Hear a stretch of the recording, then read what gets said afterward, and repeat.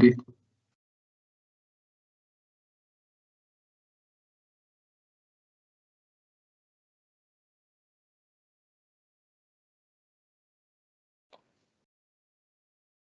Listo, Jaime.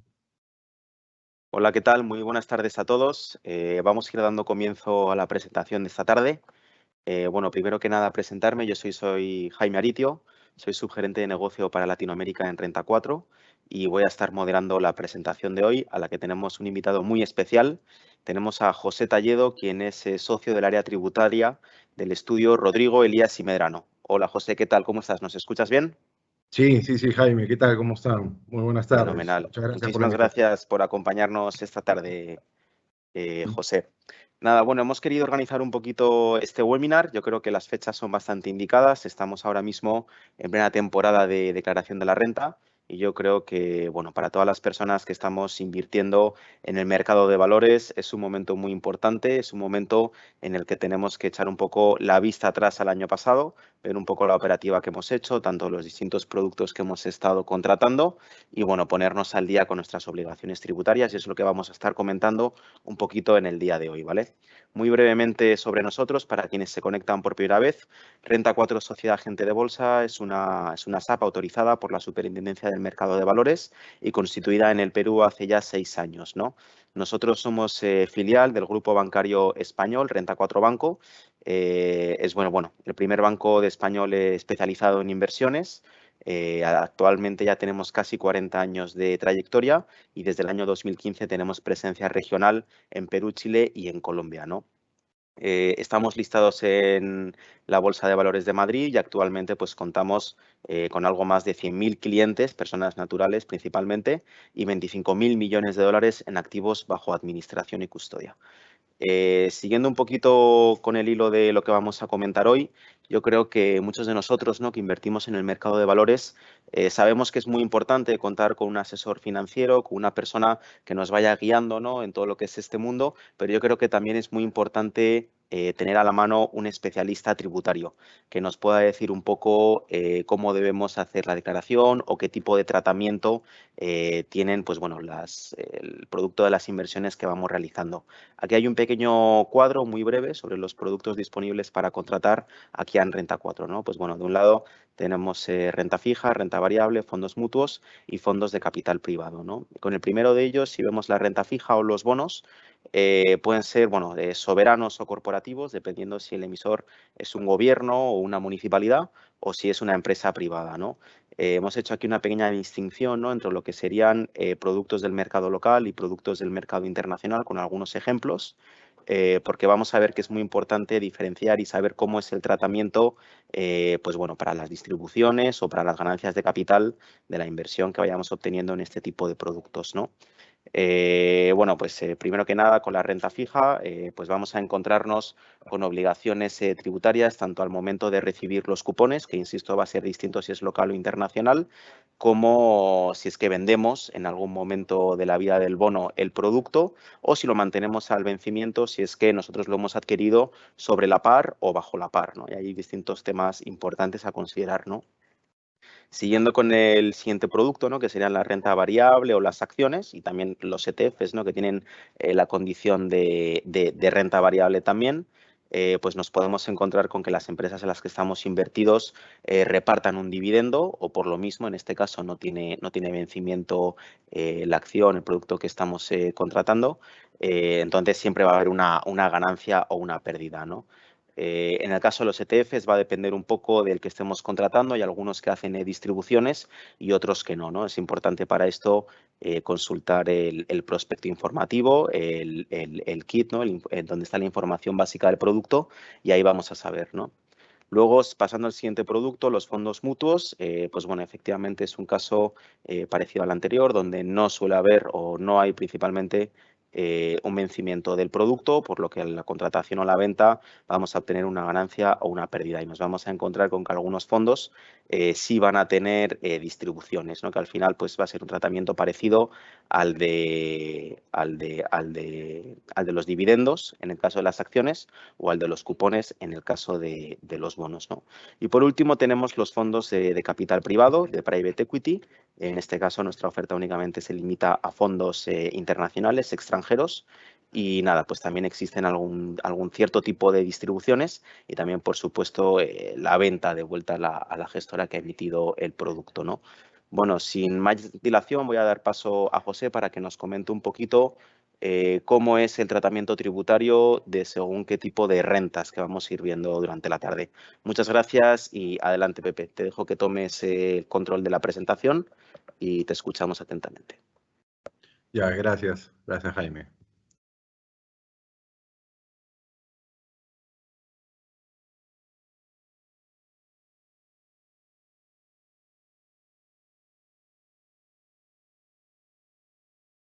Ahí podemos ver tu presentación. Perfecto. A ver, muy buenas tardes a todos. Si la quieres poner en pantalla completa, ahí nos vamos a hacer un poquito de zoom. Ahí me parece que ya la puse en pantalla completa. ¿Se ve o no en pantalla completa? ¿Cómo se está viendo? No, todavía no está en pantalla completa. Qué raro. A ver, un segundo. Presionar F5. F5. Ahí. ¿Nada? No, igual se puede ver perfectamente. Yo creo que vamos a probar así, ¿no? A ver, un ratito. Ok. Bueno, a ver, voy a poner F5 de nuevo, pero a mí me está apareciendo al menos en la pantalla completa, ¿ya? Si hay algún problema con la visualización, me avisan, si no, para pararlo. Fenomenal, gracias, Pepe. Olvidaba decirle a los asistentes que, por favor, si tienen cualquier consulta, nos la vayan dejando por escrito en el chat que está habilitado en la plataforma y al final de la presentación de José yo las voy a estar leyendo. Muchas gracias. A ver, muy buenas tardes a todos. Antes que nada, le agradezco la invitación a Renta 4 y a ustedes por la atención que van a brindar, ¿ya? He tratado de hacer una presentación lo más resumida posible, abarcando básicamente lo siguiente. Lo que vamos a ver a continuación es básicamente el tratamiento para fines del impuesto a la renta aplicable a las rentas, cualquiera sea su naturaleza, ganancias de capital, intereses, dividendos, provenientes de inversiones efectuadas sobre todo, y a estas personas va dirigida sobre todo la presentación, a personas naturales domiciliadas en el país, que invierten en valores mobiliarios, sean estos peruanos o extranjeros, y sea que la inversión se realice de manera directa por parte del inversionista o de manera indirecta a través de algún vehículo o fondo de inversión, ¿ya? ¿Qué es lo que vamos a cubrir o tratar de cubrir en estos minutos? Primero, como decía, analizar el régimen del impuesto tratándose de inversiones realizadas por personas naturales en valores mobiliarios peruanos, ¿no? En este caso vamos a analizar el caso de las acciones peruanas, el caso de los bonos peruanos, privados, bonos soberanos, el caso de las rentas obtenidas producto de inversiones en fondos mutuos de inversión en valores, también tratándose de rentas provenientes de inversiones en fondos de inversiones no empresariales, también tratándose de fondos de inversión empresarial y finalmente tratándose de inversiones a través de FIRBIS o fibras. Y en segundo lugar vamos a ver el tratamiento para fines del impuesto tratándose de inversiones en valores mobiliarios del exterior, vale decir acciones extranjeras, bonos extranjeros, fondos de inversión en el exterior, notas estructuradas emitidas por bancos extranjeros y finalmente nos vamos a referir a el régimen aplicable tratándose del impuesto pagado en el exterior respecto de rentas obtenidas en el extranjero por este tipo de inversiones. Perfecto. Entonces, para empezar, todos sabemos que el impuesto a la renta es un impuesto de periodicidad anual, ¿correcto?, que grava las rentas obtenidas por los contribuyentes en el transcurso del ejercicio gravable, que en el caso peruano coincide con el ejercicio comercial que va del 1 de enero al 31 de diciembre. La obligación tributaria, por lo tanto, de reconocer, declarar y pagar el impuesto finalmente va a surgir ¿cuándo? Con ocasión del 31 de diciembre de cada año o de cada ejercicio, ¿no? Como sabemos, además, el impuesto grava una serie de rentas que están previstas en la ley Y entre esas rentas están aquellas que provienen justamente de inversiones en valores, acciones, bonos, ADR, GDR, certificados de participación en fondos mutuos, en fondos de inversión, entre otros.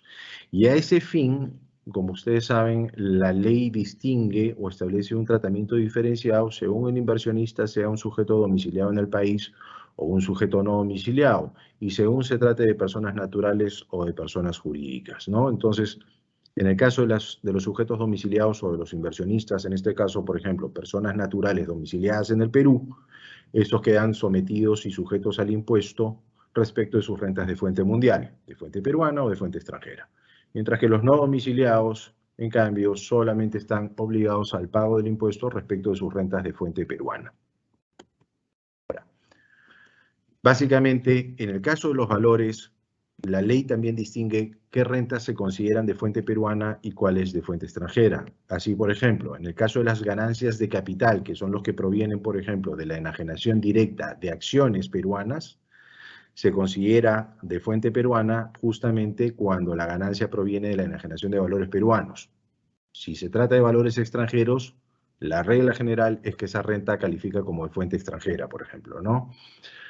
En el caso, por ejemplo, de ganancias de capital proveniente de la enajenación indirecta de acciones peruanas, la norma, por excepción, señala que esa ganancia también califica como renta de fuente peruana, no obstante que proviene de la venta de una acción emitida por una sociedad del exterior.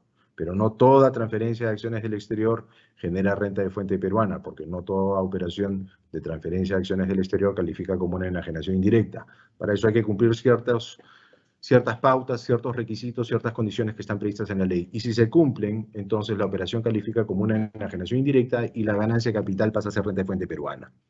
También califican como de fuente peruana los dividendos, en tanto que las sociedades que los distribuyan sean sociedades constituidas o establecidas en el Perú.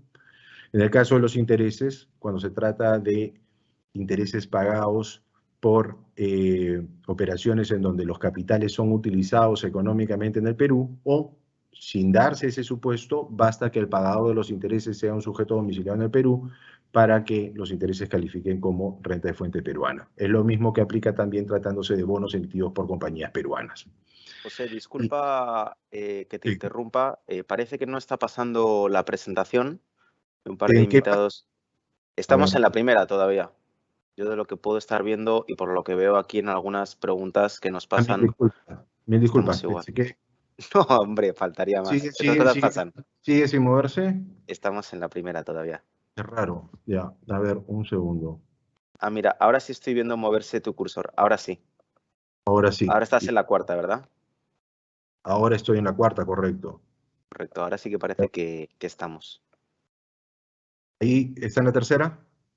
¿Cambió o no? No, ¿Sigue en la queda en cuarta? la cuarta. Yo creo que es haciendo clic en la barra que tienes de las diapositivas, ahí cambia, a ver. Sí, no, cuando lo achico es que cuando se achica la presentación y no pongo la copa, veo que sí están viendo los cambios. ¿Ahí ves el cambio? Ahora estamos en la quinta, la cuarta. Ya, ok, perfecto. Quinta. Entonces lo voy a dejar así. ¿Ahí se ve, Jaime? Estupendamente, gracias. Ya, perfecto. Mil disculpas por eso. Gracias por avisarme. Nada.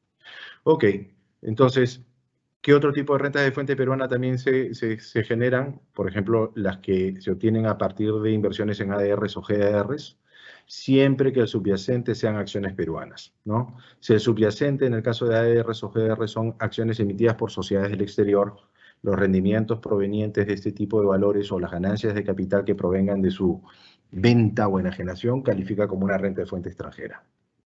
Perfecto. Entonces, ahora ya vamos a empezar a analizar y a comentar cuáles son los efectos para fines del impuesto a la renta tratándose de valores peruanos. En este caso específico, como observarán, tratándose de acciones peruanas. Entonces, empecemos por las ganancias de capital provenientes de la enajenación o transferencia de acciones peruanas. ¿Cuál es la regla general? Las personas naturales domiciliadas en el país que obtengan ganancias de capital proveniente de la transferencia o venta de acciones peruanas está afectada al impuesto con una tasa efectiva de 5%. ¿Ya? Sin embargo, debemos tener presente que en determinados casos esa ganancia de capital puede llegar a estar exonerada del impuesto. Así, las normas prevén que aplicará la exoneración o estarán exoneradas hasta el 31 de diciembre del año 2022 las ganancias de capital provenientes de la venta de acciones peruanas siempre que se cumplan los siguientes requisitos, ¿no? Primero, que la enajenación se realice a través de la bolsa. Segundo, que en un periodo cualquiera de 12 meses, la persona natural, o sea, el inversionista, y sus partes vinculadas, si las tuviere, no hayan transferido a través de una o varias operaciones acciones que representen más del 10% del total de las acciones emitidas por la empresa, ¿no? Ese es el segundo requisito. Y el tercer requisito que exige la norma es que las acciones tengan presencia bursátil.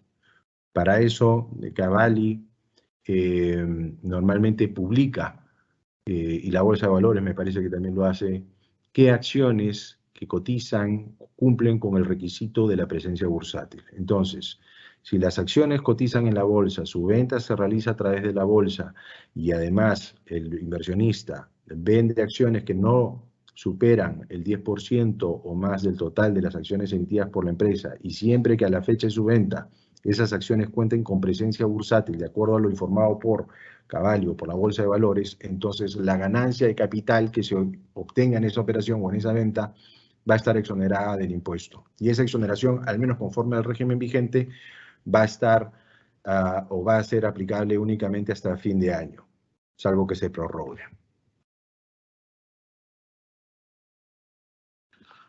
Ahora, asumiendo de que la ganancia esté grabada, ¿cómo se paga el impuesto? Primero, lo que deben tener presente es que la persona natural o el inversionista va a tener que reconocer esa ganancia en su declaración jurada anual del impuesto a la renta. ¿Ok? Es decir, a fin de año, cuando vence el plazo para presentar la declaración, esta persona va a tener que incluir dentro de esa declaración la ganancia de capital proveniente de la venta o transferencia de las acciones peruanas. Ahora, sin perjuicio del impuesto que tenga que declararse a través de la declaración jurada anual, es importante tener presente que las normas prevén que las personas naturales que generen este tipo de ganancias en el transcurso del año tienen la obligación de realizar un pago a cuenta. Antiguamente no existía esa obligación, solamente existía para el caso de las personas jurídicas. Pero ya hace algunos años se modificó la ley del impuesto a la renta y se estableció que las personas naturales también estarían obligadas a efectuar el pago a cuenta mensual tratándose de ganancias de capital proveniente de la venta de acciones, ¿no? Así se establece que la persona está obligada a efectuar pagos a cuenta mensuales del impuesto por las ganancias de capital que reciba y que califiquen como renta de segunda categoría, que va a ser el caso. Este pago a cuenta se determina básicamente aplicando la tasa del 5% a la ganancia percibida en el mes en que tuvo lugar la venta. Y para eso, el inversionista lo que va a tener que hacer es ver qué operaciones realizó en el mes correspondiente, cuáles le generaron ganancia, cuáles le generaron pérdida, y sobre el resultado neto es que finalmente se aplica la tasa del 5% y se realiza el pago a cuenta, ¿ya? Ahora, la norma prevé además que no existe obligación de efectuar el pago a cuenta si es que en el caso en particular el impuesto tenía que ser retenido por Cavalli, que es lo que normalmente ocurre cuando la operación tiene lugar a través de la bolsa y la misma no resulta finalmente exonerada. Entonces, en esos casos, lo que va a ocurrir, según la norma, es que si la operación es liquidada por Cavalli, esta entidad va a proceder a retener el impuesto a la renta con una tasa de 5% sobre la ganancia obtenida por el inversionista en la operación. Sea que el inversionista haya tenido que realizar un pago a cuenta mensual o sea que respecto a esa ganancia Cavalli hubiese retenido el impuesto, en ambos casos el pago a cuenta o la retención, según sea el caso, van a constituir crédito que el inversionista va a poder aplicar contra el impuesto a la renta que declare en su declaración jurada anual. Ahora, tratándose de acciones peruanas, no solamente el inversionista puede generar una ganancia de capital proveniente de la venta o transferencia de la acción, sino que además, mientras la mantenga, va a poder recibir dividendos. Entonces, si recibe dividendos de parte de una sociedad peruana en relación a esas acciones, el accionista, el inversionista va a estar sujeto al impuesto con una tasa de 5% sobre esos dividendos, ¿ok? En ese caso, respecto del pago del impuesto, evidentemente la sociedad que distribuye el dividendo va a retener el impuesto, ya sea al momento en que acuerda la distribución del dividendo a favor de los accionistas o cuando los dividendos son pagados a estos. Lo que ocurra primero es lo que dice la norma. ¿Ok? La retención, como repito, es del 5% que se aplica sobre el monto bruto del dividendo distribuido, y esta retención, de acuerdo a la norma, tiene carácter definitivo, lo que significa que la persona natural que reciba los dividendos no va a tener obligación de tener que reconocerlos en la declaración jurada anual del impuesto a la renta.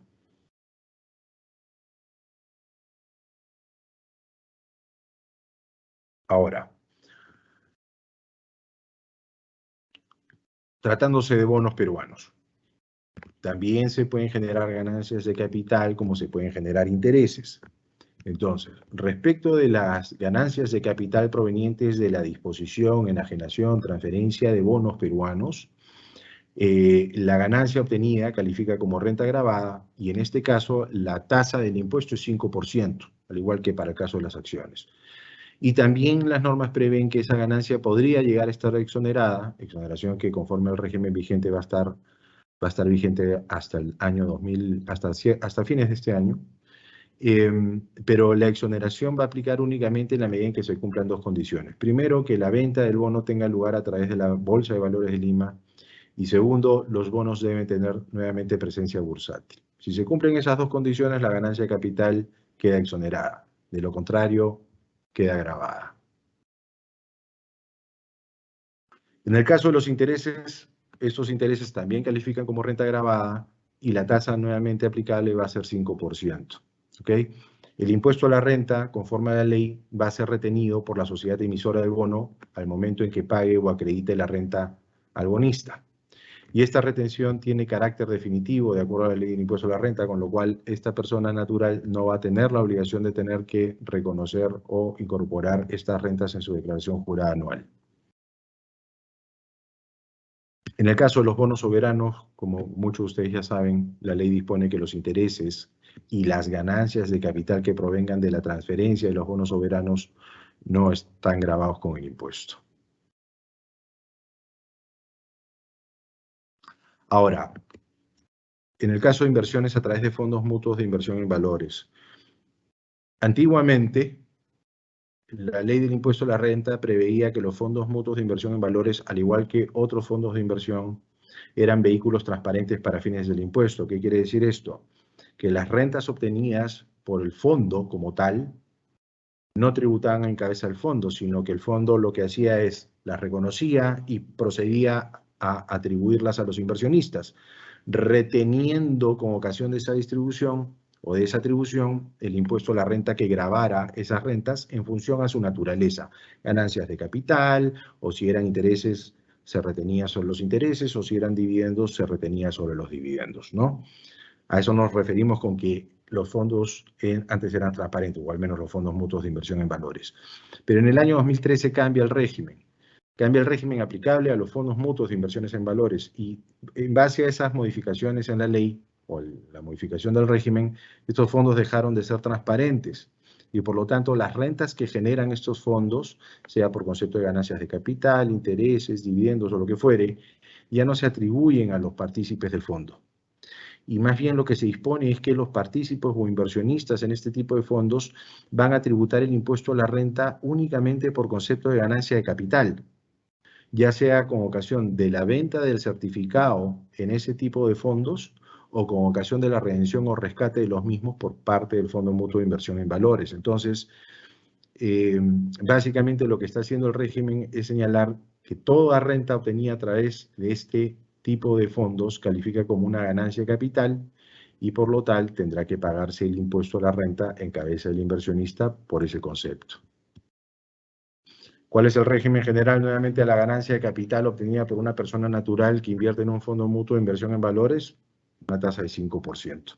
Pero, nuevamente, esa ganancia puede estar exonerada si se cumplen las condiciones que están señaladas en la diapositiva, ¿no? Que es que la venta del certificado tenga lugar a través de la BBL y que ese certificado tenga presencia bursátil. Si en vez de venderse el certificado, el fondo procede a la redención o rescate, nuevamente, la ganancia que pudiera generar el inversionista con ocasión de esa redención o rescate queda grabada como una ganancia de capital, siendo la tasa aplicable 5%.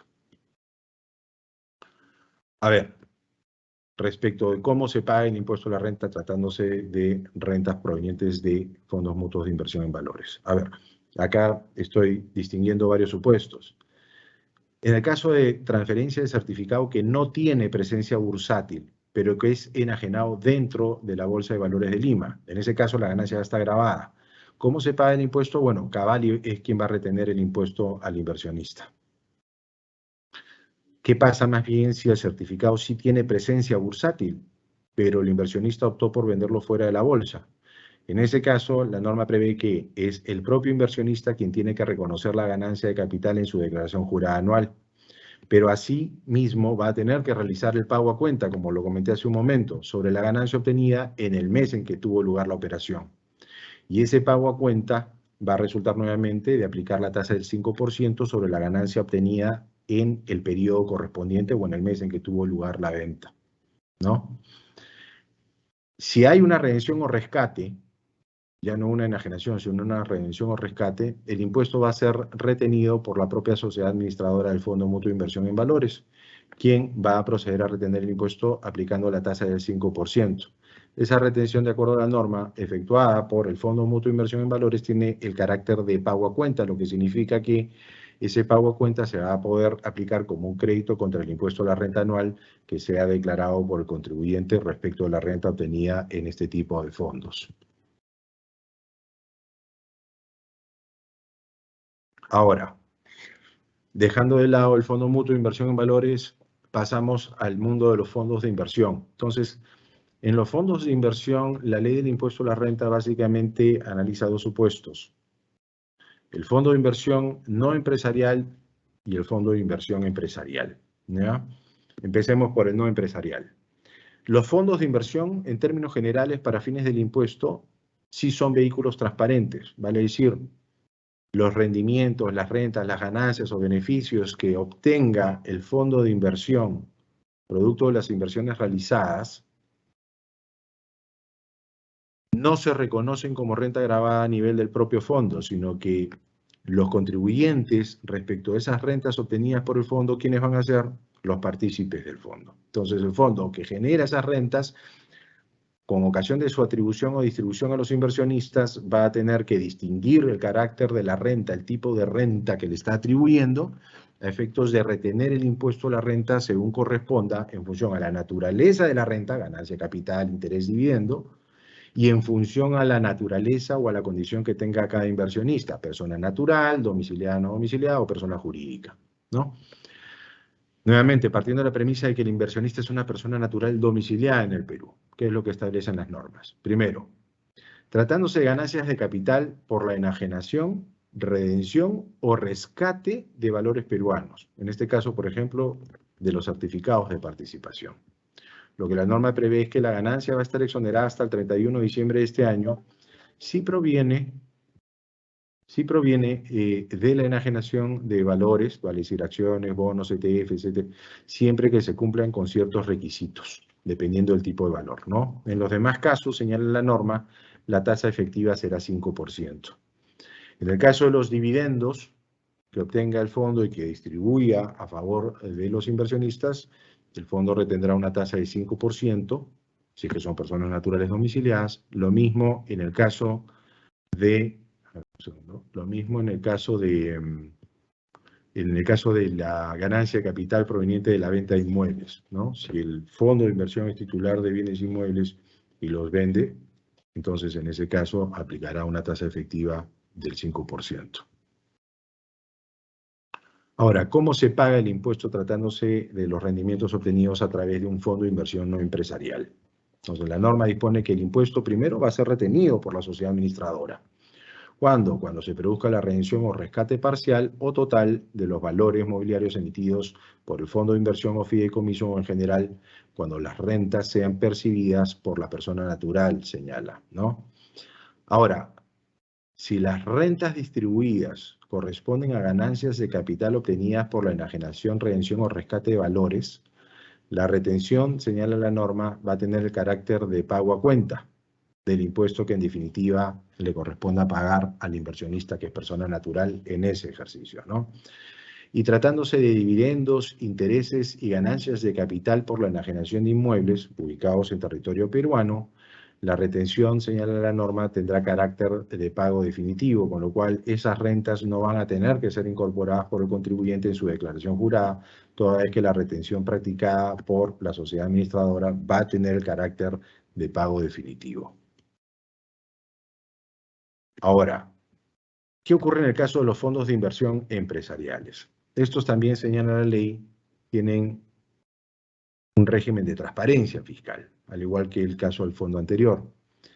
Ahora, ¿qué se entiende por fondo de inversión empresarial? La ley dispone que se entiende por fondo de inversión empresarial aquel fondo que realiza inversiones parcial o totalmente en negocios inmobiliarios o cualquier explotación económica que genere rentas de tercera categoría, vale decir, cualquier actividad empresarial. Entonces, siendo ese el caso, si ese fondo empresarial solo o únicamente desarrolla actividad empresarial, el íntegro de las rentas que obtenga y que genere calificarán como rentas empresariales o de la tercera categoría, ¿no? Pero si ese fondo, por ejemplo, además de realizar actividades o negocios inmobiliarios, utiliza parte de los fondos que administra para propósitos de realizar inversiones también en valores, la ley dispone que en ese caso el fondo estará generando rentas de tercera categoría, pero a su vez también podrá estar generando rentas de segunda categoría. Y ahí el fondo va a tener que distinguir unas de otras para que al momento de atribuirlas aplique la retención que corresponde a cada tipo de renta. Ahora, asumiendo que el fondo de inversión solamente desarrolle actividades empresariales o negocios inmobiliarios, en ese caso, las rentas que obtenga, como he señalado, son rentas empresariales y, por lo tanto, esas rentas atribuidas a los partícipes quedan gravadas con el impuesto con una tasa del 29,5%, que es la tasa del impuesto a la renta a las rentas de tercera categoría. Si se produce la redención o rescate del certificado de participación y con ocasión de esa operación también se genera un rendimiento o una ganancia para el inversionista, esa ganancia queda nuevamente sometida al impuesto con la tasa de 29,5%. Pero acá hay algo curioso. Si el inversionista lo que hace es más bien vender el certificado de participación a un tercero y con ocasión de esa operación genera una ganancia, esa ganancia queda grabada con una tasa efectiva del 5%, porque la ganancia está proveniendo de la venta del certificado. No se trata de rentas que provengan necesariamente de aquellas que atribuye el fondo de inversión al inversionista, ni tampoco se trata de una especie de distribución de esas mismas rentas en virtud de una redención o rescate del certificado. Por eso es que si el inversionista vende el certificado de participación a un tercero y obtiene una ganancia, esa ganancia va a estar grabada con la tasa del 5%.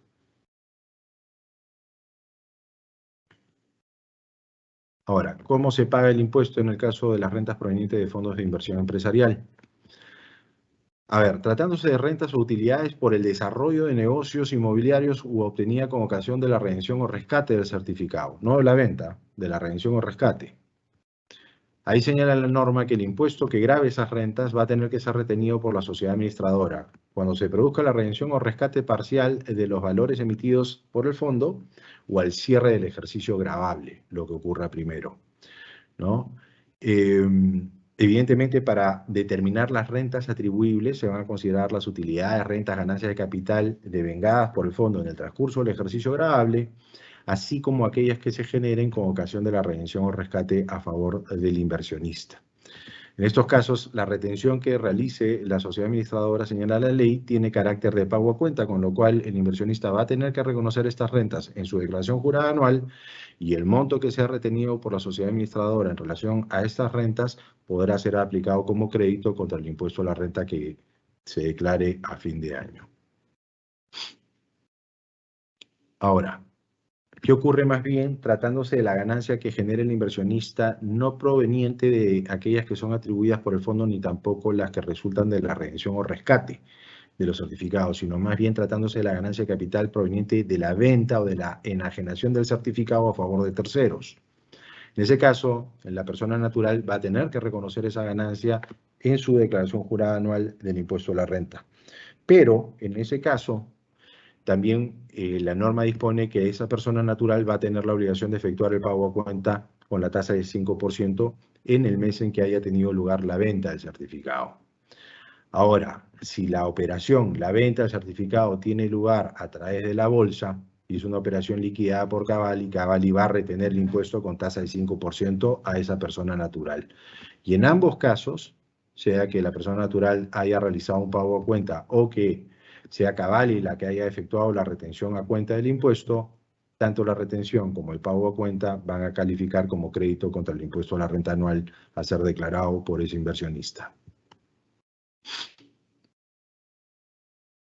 Ahora, así como hay fondos de inversión, correcto, empresariales, no empresariales, siendo los empresariales los que desarrollan actividades básicamente inmobiliarias, saben ustedes que también existe el régimen de los FIRBIs y de los FIBRAs, ¿no? Que son fondos de inversión específicamente diseñados para invertir la mayor parte de sus activos o de sus fondos en negocios inmobiliarios. Cuando me refiero a negocios inmobiliarios es para la adquisición o construcción de inmuebles para luego darlos o cederlos en uso a cambio de una retribución o de un alquiler, siendo ese alquiler el rendimiento o la renta que genera el fondo, en este caso el FIRBI o el FIBRA, ¿ya? El régimen para ambos es muy parecido, por no decir idéntico. ¿Y cuál es este? Tratándose de las rentas o utilidades por concepto de arrendamientos, o sea, alquileres, u otra forma onerosa de cesión en uso de los inmuebles. El impuesto a la renta, en este caso, es de 5%, vale decir, las utilidades, ganancias o rentas que obtengan los inversionistas en este tipo de fondos va a calificar como renta de tercera categoría, pero por una disposición especial, tratándose de inversionistas que sean personas naturales domiciliadas, la tasa va a ser únicamente de 5%. Y ello siempre y cuando se cumplan ciertas condiciones que son las que están previstas en la diapositiva, ¿no? Si no se cumplen estas condiciones, la renta distribuida o atribuida por el FIBRA a favor de la persona natural va a quedar sometida al impuesto con una tasa del 29.5%.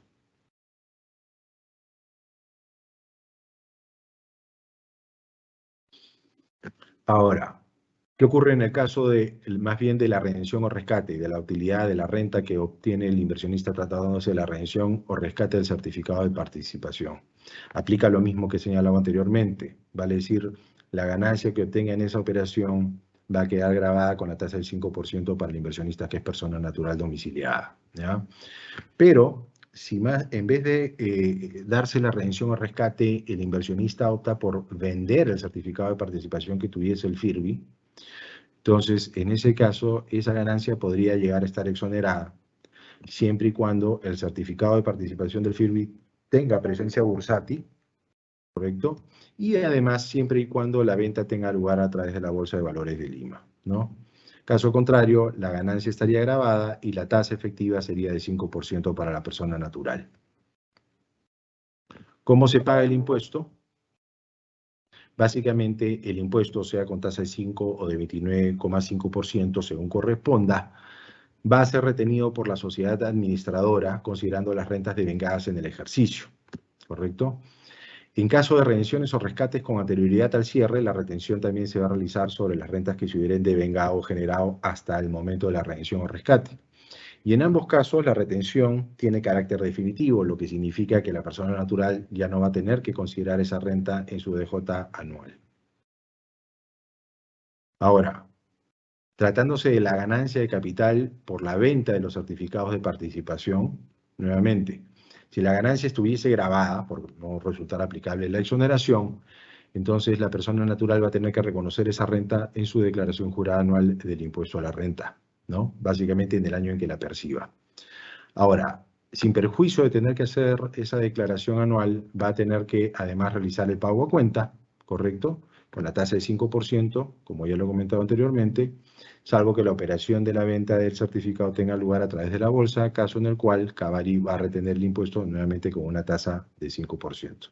Y en ambos casos, el pago a cuenta o la retención a cuenta por parte de Cavalli van a calificar como créditos contra el impuesto a la renta anual a ser declarado por el inversionista.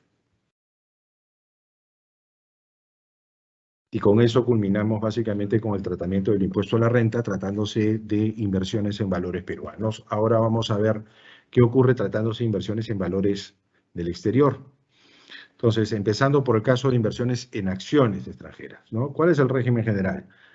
Las ganancias provenientes de la venta de acciones emitidas por una sociedad del exterior califican como rentas de fuente extranjera. Si quien obtiene esa renta, nuevamente, es un inversionista que es una persona natural domiciliada en el país, esa renta queda gravada con el impuesto con una escala progresiva que va del 8% hasta el 30%, la cual se va aplicando por tramos de renta obtenida en el año. Y el impuesto a la renta, en el caso de rentas de fuente extranjera, como regla general, se realiza a través de la declaración jurada anual. En estos casos no existe obligación de efectuar pagos a cuenta.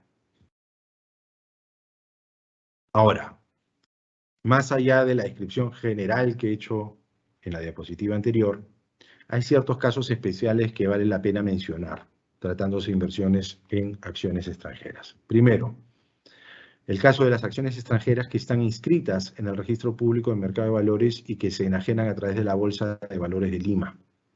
Ahí esa ganancia de capital podría llegar a estar exonerada siempre y cuando se cumplan estos tres requisitos. ¿Cuáles son?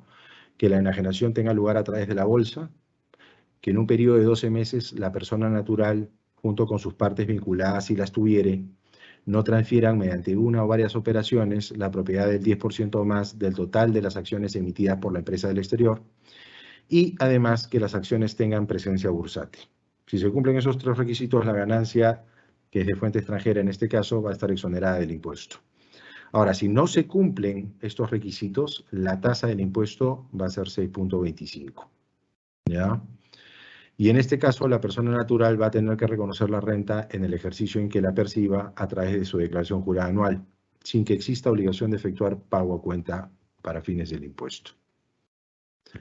Otro caso especial es el caso de las acciones registradas en el exterior que califican como valores MILA y que son enajenadas en las bolsas de México, Colombia o Chile, ¿no? En ese caso, por una disposición especial que está en la Ley del Impuesto a la Renta, las ganancias de fuente extranjera proveniente de la venta de este tipo de valores queda sometida al impuesto a la renta peruano con una tasa especial del 6.25%.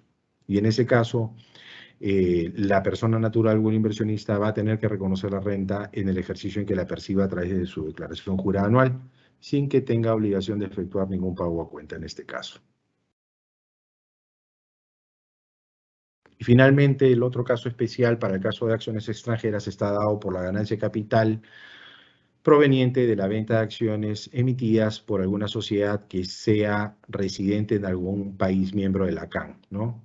Así, por ejemplo, tratándose de acciones ecuatorianas, colombianas o bolivianas, la renta queda gravada, o sea, la ganancia de capital proveniente de la venta de este tipo de acciones queda gravada con el impuesto únicamente en el país de emisión, vale decir Ecuador, Colombia o Bolivia, si se trata de acciones emitidas por sociedades constituidas en esos países. Y en el caso peruano, esa ganancia queda exonerada, ¿no? Y eso no fluye de la ley de renta, sino básicamente de la decisión 578, que es el instrumento para evitar la doble imposición suscrito por los países miembros de la CAN. Ahora, en adición a las ganancias de capital, ¿qué pasa si más bien lo que genera el inversionista son dividendos? La regla general es que los dividendos provenientes de acciones extranjeras califica también como renta de fuente extranjera y por lo tanto el impuesto a la renta se determina aplicando la escala progresiva que va del 8 y hasta el 30%, debiendo el impuesto pagarse a través de la declaración jurada anual, ¿no? El caso especial en este caso está dado por los países miembros de la CAN, porque si el dividendo proviene de una compañía o es distribuido por una compañía ecuatoriana, colombiana o boliviana, ese dividendo queda grabado únicamente en estos países, no así en Perú. En Perú queda exonerada. Ahora, tratándose de bonos extranjeros. Ganancias de capital proveniente de la venta o transferencia de bonos extranjeros. ¿Cuál es el régimen general? Nuevamente, esas ganancias califican como renta de fuente extranjera. Y el impuesto se aplica nuevamente según la escala que va del 8 y hasta el 30%, entramos en función a la renta neta de fuente extranjera obtenida en el ejercicio gravable, debiendo el impuesto declararse en la DJ anual, sin que exista obligación de efectuar pagos a cuenta. Pero, más allá de ese régimen general, nuevamente, hay casos especiales. El primero de ellos, el caso de las ganancias de capital provenientes de la venta de bonos extranjeros que están inscritos en el registro público de mercado de valores, pero que sean enajenados además a través de la bolsa. En ese caso, si se cumplen estas dos condiciones, la ganancia nuevamente va a quedar exonerada. Si no se cumplen estos requisitos, la ganancia queda gravada con una tasa de 6,25 para el inversionista que es persona natural domiciliada, ¿no? Y nuevamente esta persona tiene la obligación de declarar el impuesto en el ejercicio en que perciba la renta de fuente extranjera y lo hace a través de su DJ anual. En el caso de la CAN, nuevamente, tratándose de bonos ecuatorianos, colombianos o bolivianos, la ganancia de capital queda gravada únicamente en estos países. En Perú queda exonerada.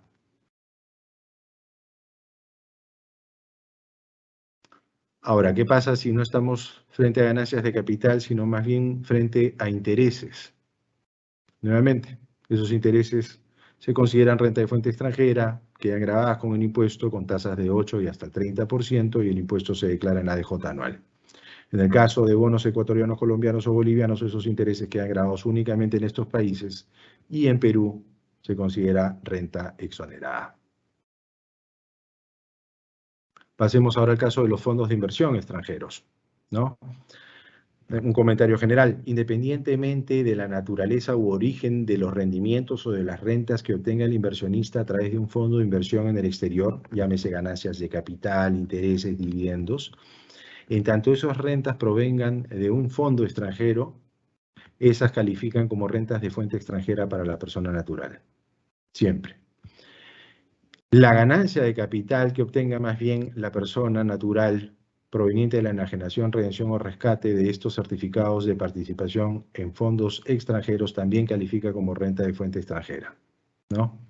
Entonces, sea que se trate de rentas atribuidas o distribuidas por el fondo o ganancias de capital que obtenga la persona natural proveniente de la venta del certificado de participación de esos fondos, esas rentas se consideran de fuente extranjera. Ahora, hay nuevamente casos especiales. El caso del fondo de inversión extranjero que tiene certificados de participación inscritos en el registro público de mercado de valores y vendidos a través de la BVL o de la Bolsa de Valores de Lima. En ese caso, por una disposición especial, por un beneficio especial, esa ganancia de capital, pese a ser de fuente extranjera, queda sometida al impuesto peruano, pero con una tasa de 6,25%, debiendo el impuesto siempre pagarse con la DJ anual.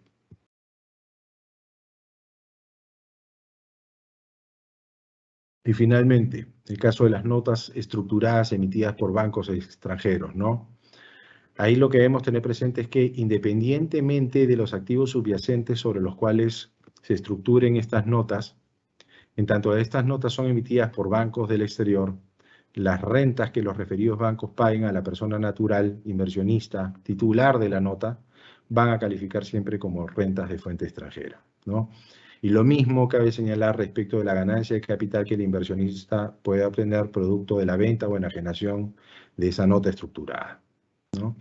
Siendo renta de fuente extranjera en ambos casos, esa renta se va a someter al impuesto a la renta con una tasa que va del 8 y hasta el 30% por tramos, debiendo el impuesto nuevamente ser declarado y pagado a través de la declaración jurada anual. Y finalmente, con eso termino, muchos se preguntan si es que el impuesto pagado en el exterior constituye crédito contra el impuesto a la renta peruano que grave las rentas de fuente extranjera. Y la respuesta corta es sí. La ley dispone que el impuesto pagado en el exterior sobre rentas que para fines peruanos califiquen como rentas de fuente extranjera, gravadas para el inversionista, puede ser aplicado como crédito contra el impuesto a la renta peruano que grave esa misma renta. Lo único que hay que tener presente en estos casos es que ese crédito está sujeto a un límite.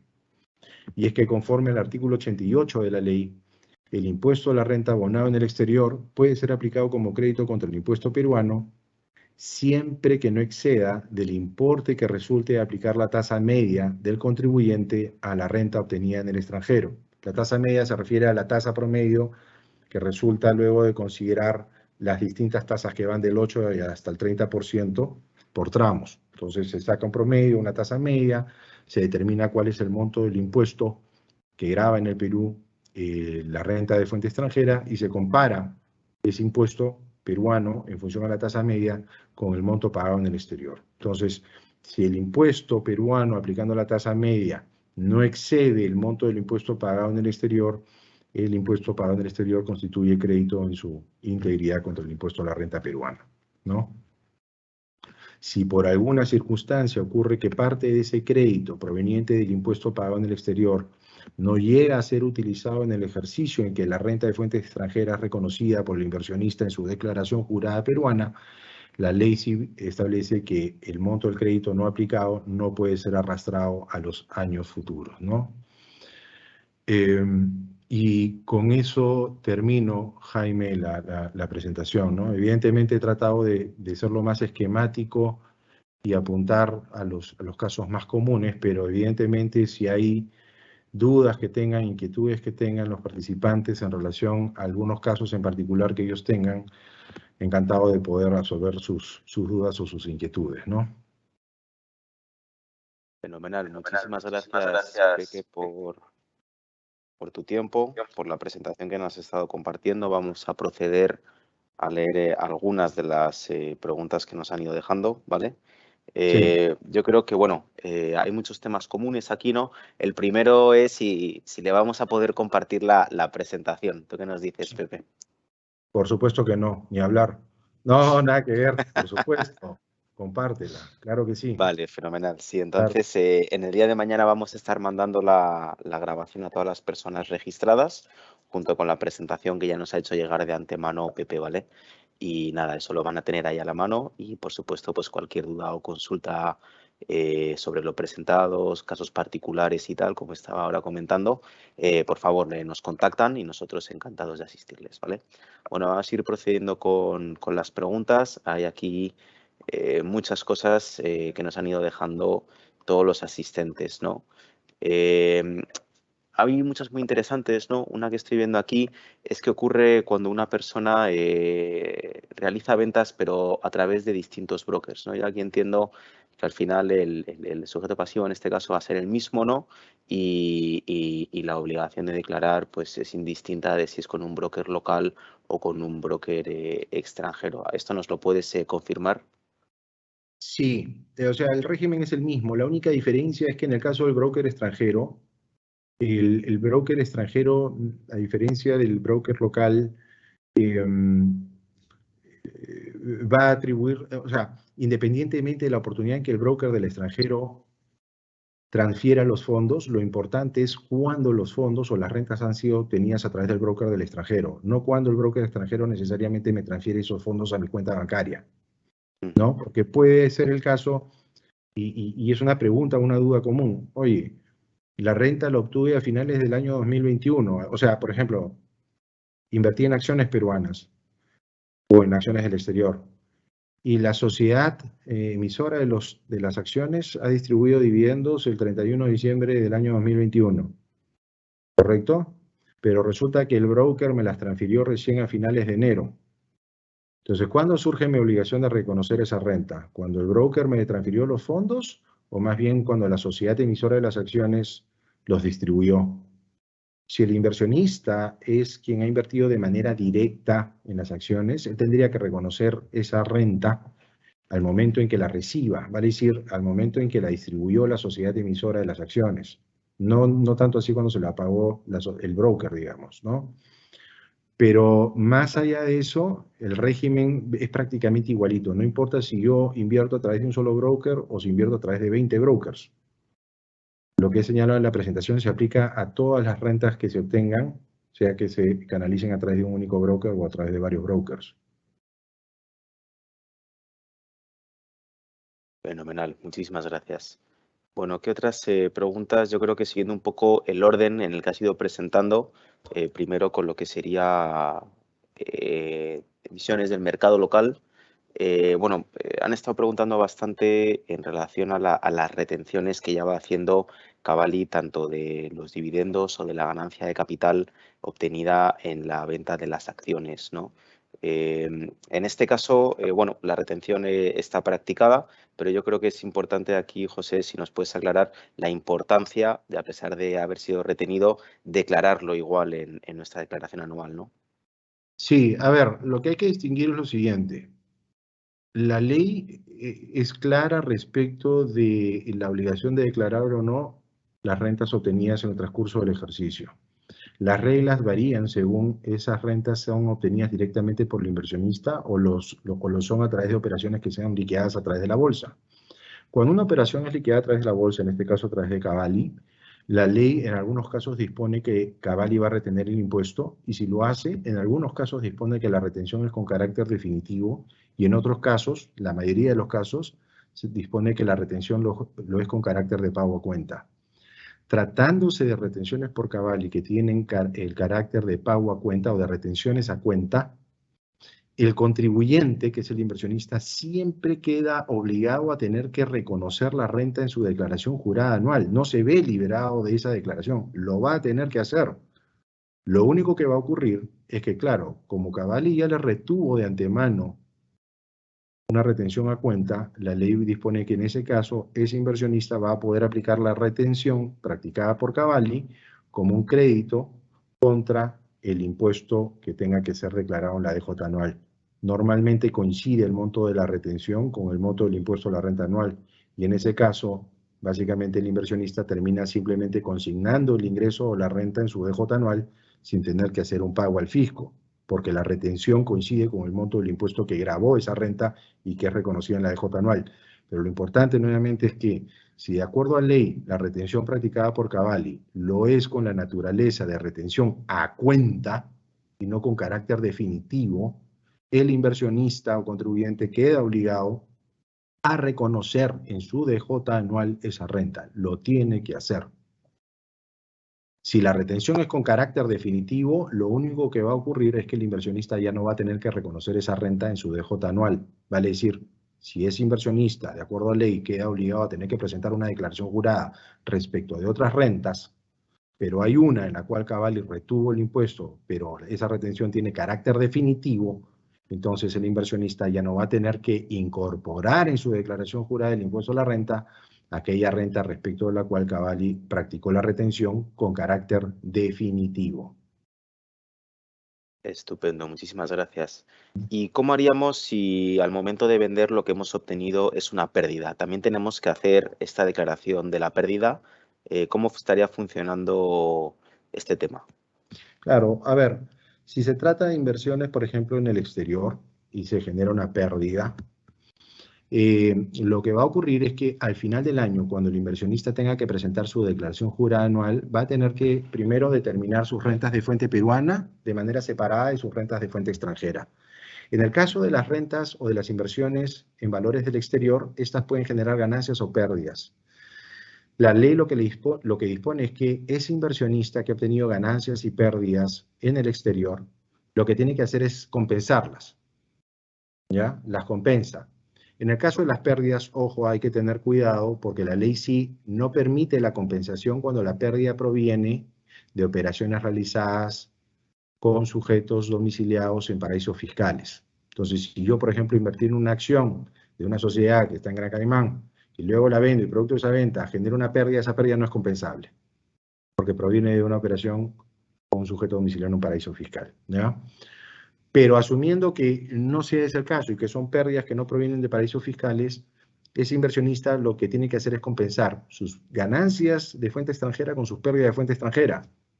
Producto de esa compensación pueden ocurrir dos cosas, que genere una renta neta de fuente extranjera, lo que va a ocurrir si es que las ganancias exceden las pérdidas de fuente extranjera, o puede obtener una pérdida neta de fuente extranjera, si es que las pérdidas exceden el monto de las ganancias obtenidas en el ejercicio. Si lo que obtuvo ese contribuyente, ese inversionista, es una renta neta de fuente extranjera, esa renta neta lo que hace es sumarla a su renta de fuente peruana. ¿Ok? y el monto total queda sujeto al impuesto con tasas que van del 8 y hasta el 30%. La suma a su renta neta del trabajo, dice la ley. ¿Ya? Si más bien lo que ese inversionista obtuvo luego de la compensación fue una pérdida neta de fuente extranjera, lo que la ley dispone es que esa pérdida no la puedes compensar con la renta de fuente peruana. No la puedes traer al país. Te quedas con ella, pero no la puedes compensar. Simplemente no tributas sobre la renta de fuente extranjera, pero esa pérdida de fuente extranjera no te permite disminuir tu renta de fuente peruana, ¿ya? Entonces, si es renta neta de fuente extranjera, la sumas a tu renta al trabajo y pagas el impuesto con la escala del 8 al 30. Si lo que tienes es una pérdida neta de fuente extranjera, esa no la puedes compensar. Se pierde, esa pérdida se pierde, porque ni siquiera te permiten arrastrarla a los años siguientes para compensarla a futuro. No, se pierde, ¿ya? Ahora, tratándose de pérdidas de capital de fuente peruana, vale decir, ya estamos hablando de resultados provenientes de inversiones en valores peruanos. Invierto en acciones peruanas, en bonos peruanos, en algunos casos genero ganancias, en otros casos pérdidas. Esas pérdidas, correcto, sí se pueden compensar con las ganancias de fuente peruana. Eso sí se puede compensar. Y por lo tanto, cualquier renta neta proveniente de esa compensación va a quedar sometida al impuesto, pero básicamente con la tasa efectiva del 5%, porque es una renta de fuente peruana. ¿Y existe algún límite para este tipo de compensaciones? ¿A qué te Más refieres con en cuantía. No. No. Eso se puede proyectar hasta donde podamos, ¿no? Sí, correcto. Y las percibidas, digamos, por la venta de acciones, ahí no pueden ser compensadas por la retención de los dividendos, ¿o sí? No. La retención de los dividendos tiene carácter definitivo. Y eso no se compensa con el impuesto a la renta que pueda gravar o no la ganancia de capital proveniente de la venta de acciones. Son rentas distintas. ¿Correcto? Si yo vendo una acción y está grabada, yo tengo que reconocer esa renta como grabada al final del ejercicio y pagar el tributo. Más allá de que además tengo la obligación de efectuar el pago a cuenta en el mes en que realicé la venta. Lo que pasa es que si en un mes yo realizo ventas de acciones, algunas de las cuales me generan ganancias y otras pérdidas, o venta de valores en general peruanos, algunos de los cuales me generan ganancias y otras pérdidas, solamente si de la compensación de esos resultados de las operaciones del mes yo tengo una renta neta, esa ganancia, digamos, va a quedar grabada con el impuesto y tengo que efectuar el pago a cuenta. Si mis pérdidas exceden mis ganancias, no tengo obligación de efectuar pago a cuenta en ese mes. Estupendo. Nos hacen otra pregunta que yo creo que es bastante interesante a la hora de hacer nuestra declaración aquí en Perú por las ganancias obtenidas en soles y en dólares, ¿no? ¿Cómo estaríamos tratando esto? A ver, lo que ocurre es que en el caso de las ganancias en soles se determinan en soles y se paga en soles el impuesto. Las normas peruanas prevén que el impuesto tiene que determinarse, liquidarse y el impuesto pagarse en moneda local. Cuando uno obtiene rentas en moneda extranjera, lo que tiene que hacer es convertirlas y convertirlas al tipo de cambio de la fecha en que se perciben o en que se... ¿Correcto? Entonces, básicamente hay que aplicar el tipo de cambio vigente a la fecha en que se percibe la renta. Entiendo que sería el tipo de cambio publicado por el BCR, ¿correcto? Bueno, por la SBS. Por la SBS. Por la SBS, correcto, sí. Vale, fenomenal. Bueno, nos dejan un par de preguntas aquí también interesantes de productos, digamos, que no hemos tocado, como podría ser el Forex, ¿no? La operativa en Forex, que hoy por hoy, pues bueno, nosotros desde Renta 4 no hacemos este tipo de operativa, o también lo que serían las criptomonedas, ¿no? Que a día de hoy tampoco lo estamos ofreciendo. Yo creo que son temas que van ganando popularidad y a pesar de no tenerlo recogido, digamos, en el tipo de productos contratables por no estar regulados, ¿no? Yo creo que sí sería interesante que nos contaras un poco cuál es tu view sobre la operativa de este tipo de activos. Sí, es difícil de anticiparse al régimen, sobre todo cuando no existe regulación en el Perú, como bien ha señalado, ¿no? En el caso, por ejemplo, de los criptoactivos, y eso es una opinión particular, creo que si un inversionista peruano, una persona natural, por ejemplo, invierte en criptoactivos y obtiene una rentabilidad, esa rentabilidad es renta grabada, porque proviene de la inversión, de una inversión, ¿correcto? En un tipo de activo que es un criptoactivo en este caso. Y ese rendimiento o esa renta, en mi opinión, es de fuente extranjera y no de fuente peruana. Y es un poco difícil sustentar eso porque las criptomonedas no es que tengan un espacio físico en el cual uno las enajene o respecto a las cuales uno las puede ubicar. Pero si uno observa la ley del impuesto a la renta, la ley tiene un diseño tal que contiene una lista taxativa de qué rentas califican como de fuente peruana. Y por defecto, aquellas que no estén incluidas en esa lista o comprendidas en esos supuestos, debe considerarse, en mi opinión, como de fuente extranjera. Entonces, siendo que la renta proveniente de criptoactivos no está calificada como una de fuente peruana, mi impresión es que debiera considerarse como una renta de fuente extranjera y como tal grabada para el inversionista.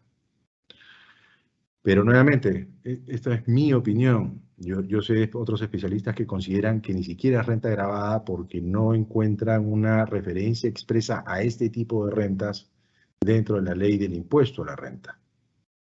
Yo creo que sí hay una disposición en la ley del impuesto a la renta que podría abarcar este tipo de beneficios o ganancias, en tanto que proviene de inversiones realizadas en algún tipo de activo en el exterior.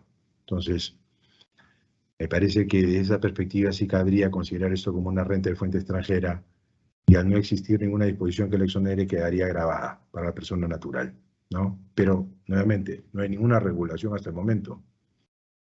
Con lo cual lo que Correcto. estoy diciendo es mi opinión. Estupendo. Muchas gracias por compartirnos este tema, bueno, ya un poco más personal. Yo creo que sí que suele haber espacios grises, ¿no?, en la normativa, y yo creo que eso siempre lo adecuado es, pues bueno, acercarse personalmente, ¿no?, a un especialista que estudie el caso concreto y que esta persona pues, nos emita una recomendación particular sobre nuestro caso y proceder en consecuencia, ¿no?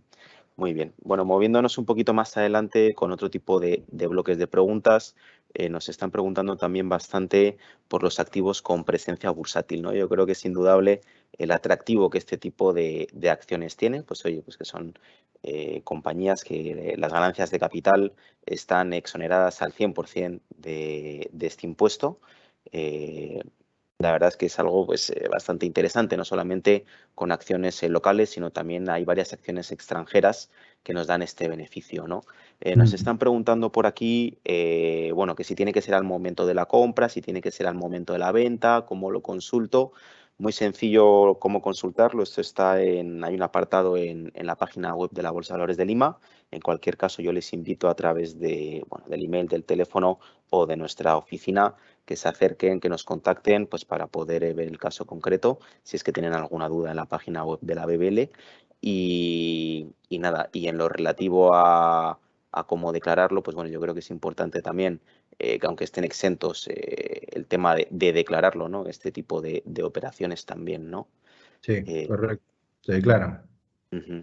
Y aquí, bueno, entiendo que esto a lo que afecta es a la ganancia de capital por la venta de la acción y en caso de que haya pues, cualquier dividendo, ya sea de una acción extranjera como de una acción local, que tenga este beneficio, pues se va a tener que acoger al régimen general. ¿Eso es correcto?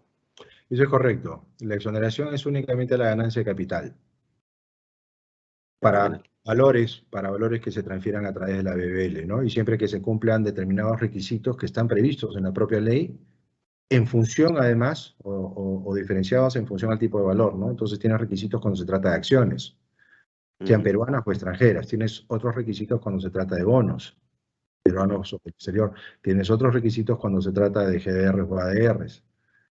¿Correcto? O cuando se trata de certificados de participación en FIR y SOFIR, en fin. Pero lo que dices tú es correcto. La exoneración está planteada o prevista únicamente para la ganancia de capital. Si esas inversiones generan otro tipo de rentas distintas a ganancias de capital, como pueden ser intereses o dividendos, ese tipo de rentas, dividendos o intereses quedan sometidas al régimen general del impuesto a la renta. Estupendo. Bueno, esa parte clara de todo lo que es la presencia bursátil. Bueno, recordar, ¿no?, que la Bolsa de Valores de Lima diariamente actualiza esta lista y al momento en el que va a proceder o se está planteando, digamos, sacar de esta lista algún valor, lo va a avisar con anticipación a través de los canales de comunicación habituales, ¿no? Bueno, también nos preguntan por aquí, Pepe, que para calcular la ganancia de capital, ¿qué método debemos utilizar, ¿no? Si debemos utilizar el costo promedio o a lo mejor un método FIFO, pues bueno, pues primero contando las que primero compramos y así sucesivamente, ¿no? De varios paquetes de acciones. Digamos que yo, por ejemplo, en el mes de enero he estado comprando 100 acciones de Apple, en febrero 100 acciones de Apple otra vez y en marzo, pues bueno, vendo 150, ¿no? ¿Cómo estaría yo tomando esto? ¿Con un precio promedio o estaría tomando caso por caso y lo haría dos declaraciones distintas? A ver, pero una pregunta, la venta, o sea, en tu ejemplo, la adquisición lo es primero de acciones emitidas por el mismo emisor, solamente que se Por el están, mismo emisor, correcto. pero se han adquirido en dos oportunidades distintas, En dos ¿correcto? momentos distintos del tiempo con dos precios distintos, ¿no? Perfecto, pero esos son los precios de compra. Correcto. Pero Y al luego, momento de yo realizar la venta, hago una venta pues que cubre el primer paquete que he comprado y parte del segundo. claro, pero tú dices cubre el primer paquete, pero en el fondo tú dices, yo compré 100 en un primer momento, en el mes 1, 100 en el mes 2, y en el mes 3, digamos, vendo 100. Y yo podría decir, oye, he vendido mi primer paquete que compré, Digamos. ¿correcto? Ya. Para fines del impuesto a la renta no aplica así el régimen. El régimen aplica de la siguiente manera. Cuando se realiza la primera compra, hay un precio que se pagó, ¿correcto? Y para ese inversionista, el costo computable sobre ese primer paquete está dado específicamente por el precio que pagó cuando lo adquirió, el mes 1, ¿ok? Perfecto. Luego llega el mes 2 y realiza una nueva compra de otro paquete del mismo emisor, pero paga un precio distinto, que puede ser mayor o menor al que pagó cuando compró el primer paquete. Ahí no es que ese inversionista pueda decir, ya, mi costo computable sobre el primer precio sobre el primer paquete es lo que pagué por ese paquete. Y además tengo otro costo computable asociado al segundo paquete que está dado por el precio que pagué cuando adquirí el segundo paquete. No. Para fines del impuesto a la renta, ese inversionista, cuando adquiere el segundo paquete, lo que tiene que hacer es sacar un costo promedio ponderado por acción respecto de las 200 acciones, de modo tal que todas y cada una van a pasar a tener automáticamente el mismo costo computable, que se determina básicamente sumando los dos precios que pagó en la primera y la segunda armada, ¿correcto? Dividido entre las 200 acciones que ahora tiene. Con eso saca un costo promedio igualito para cada acción. Cuando en el mes 3 él venda solamente 100 de las 200 acciones, ya no interesa qué paquete está vendiendo primero o segundo, porque ese paquete que vende en el mes 3 lo está haciendo primero en función al valor de mercado, que es el precio al cual le está vendiendo la acción, ¿correcto? Y contra ese precio o de ese precio va a deducir ¿qué cosa? No el costo del primer paquete, no el costo del segundo paquete, va a deducir el costo promedio ponderado de las 100 acciones que vendió. ¿Me dejo entender? Correcto, Y así es sí. como calcula la ganancia. Costo Entonces, promedio ponderado independientemente de los precios de compra distintos. correcto, porque justamente esa es la solución que encuentra el legislador para no entrar en esta discusión de qué cosa se vendió. ¿Se vendieron las 100? ¿Esas 100 acciones son del primer paquete, del segundo? No, no, no, no, no, no. Para mí todo es lo mismo. Y para no afectarte con el costo, vamos a sacar un costo promedio ponderado. Y así se soluciona el tema. Esa es la manera en que para fines del impuesto se determina la ganancia. Se determina el costo promedio ponderado de las 200 acciones y el costo promedio ponderado por acción se deduce del precio obtenido al vender parte de esas acciones. Estupendo. Bueno, esta parte aclarada. También creo que hay algunas preguntas en torno a qué ocurre si, digamos, yo debí incorporar en mi declaración el año pasado alguna ganancia, por algún motivo no la hice y quisiera regularizar en el año en curso, ¿no? En este momento. ¿Cómo puede un inversor, persona natural peruano, residente fiscal peruano, regularizar este tipo de situaciones? Bueno, en ese caso, si es que ya, digamos, presentó la declaración y además venció ya el plazo para hacerlo, o sea, ya venció el plazo para que presente la declaración y se percata de este error, ya luego de haber vencido el plazo y de presentar la declaración, lo que va a corresponder es que ese inversionista presente una declaración rectificatoria de la declaración original para incorporar dentro de esa declaración la renta que no declaró o que no consignó inicialmente y pagar el impuesto o el tributo omitido que resulte de incorporar esa nueva renta a través de la rectificatoria. La sola presentación de una rectificatoria no constituye una infracción. Lo que sí es infracción es declarar cifras o datos falsos. Y por lo tanto, si en la primera declaración no se incorporó la renta, ese inversionista está incurriendo en esta infracción de declarar cifras o datos falsos. La ley dispone que en esos casos la multa, si mal no recuerdo, es equivalente al 50% del tributo omitido. ¿Ok?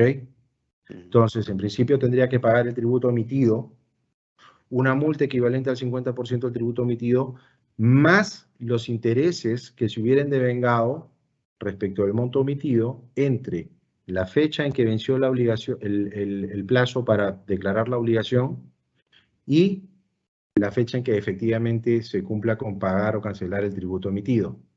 ¿Ok? En principio son esos tres conceptos que tendría que pagar el contribuyente para regularizar su situación y su obligación. Pero respecto de la multa, hay un régimen de incentivos. Entonces, si ese contribuyente, ese inversionista, se percata del error, presenta la declaración antes de que haya cualquier tipo de notificación por parte de la administración, la multa que es equivalente en principio al 50% del tributo omitido, puede ser rebajada, si mal no recuerdo, hasta el 90 o 95%. ¿Ok? Y en ese caso simplemente se presenta la declaración de manera correcta, se paga el tributo omitido, se paga la multa con la rebaja correspondiente más los intereses que correspondan. Y con eso creo que ya puede dormir tranquilo. Y aprender la lección para el año siguiente, ¿no? Que es no olvidarse. Exacto. Fenomenal.